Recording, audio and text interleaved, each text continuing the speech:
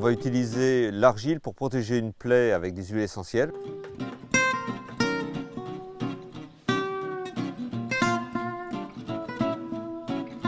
L'argile va servir de support, il va permettre de créer une pâte comme un mastic que l'on va pouvoir appliquer sur la plaie d'une coupe sur un arbre par exemple, lors d'opérations de taille importante. L'argile en elle-même est déjà un matériau qui va mécaniquement empêcher que des spores de champignons viennent s'installer sur ce bois à nu, mais aussi des insectes qui peuvent quelquefois profiter de l'absence d'écorce pour venir percer, pondre des œufs et développer des larves.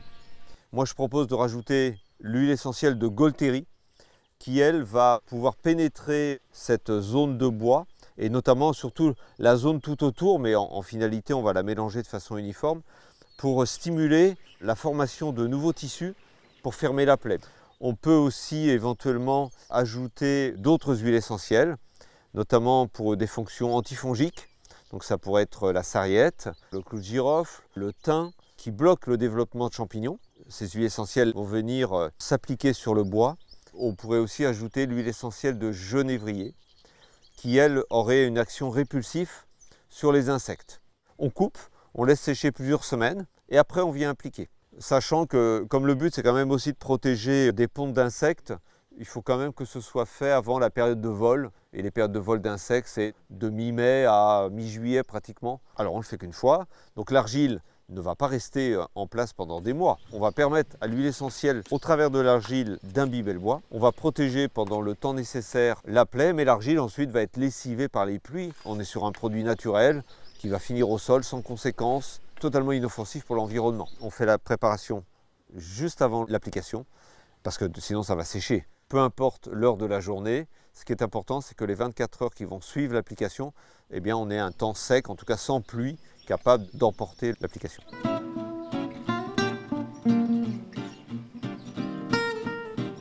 Alors les proportions, on va être donc sur une base d'argile, de poudre, et une base d'eau, et après on va chercher la bonne consistance.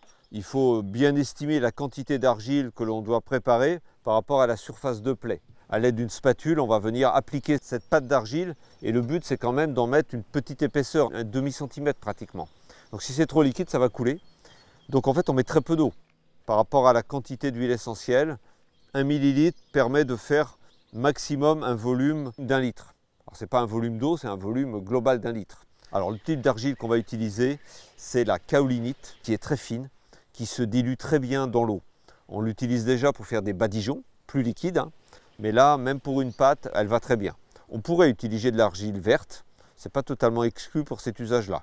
Donc pour la préparation, l'huile essentielle ne pouvant comme ça être mise directement dans l'argile, on va la mélanger à la quantité d'eau qui viendra mouiller l'argile. Et pour que ça se mélange bien dans l'eau, on a une huile végétale de cuisine, ici du tournesol, un liquide vaisselle 100% végétal, ou on va dire un savon liquide, c'est le tension actif, ça pourrait être un savon liquide autre.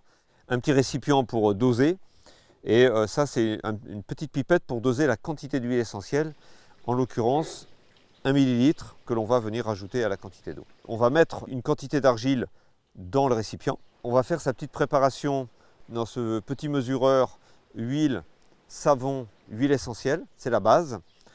On va mettre une certaine quantité d'eau nécessaire au mélange, quitte à rajouter de l'eau par la suite, juste pour mélanger les huiles essentielles. On va venir mouiller l'argile et venir préparer une pâte en fait. Et puis progressivement, on remettra un petit peu d'eau. Il faut qu'elle soit épaisse et suffisamment collante.